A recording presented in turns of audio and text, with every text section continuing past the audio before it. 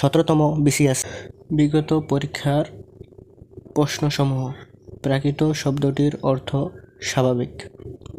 প্রাকৃত শব্দের ভাষাগত অর্থ জনগণের ভাষা। 15তম প্রভাষক নিবন্ধন 19। বাংলা সাহিত্যের প্রথম ইতিহাস বিষয়ক গ্রন্থ রচনা করেন দীনেশ চন্দ্র সেন। বাঙালির ইতিহাস বইটির লেখক নিহার রঞ্জন রায়।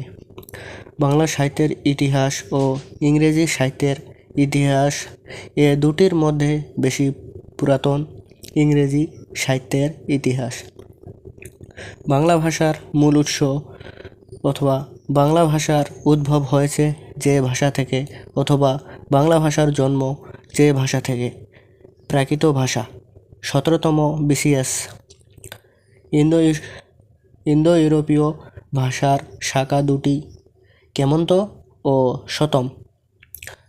বাংলা ভাষার উদ্ভব ইন্দো ইউরোপীয় ভাষার যে শাখা থেকে, শতম শাখা থেকে।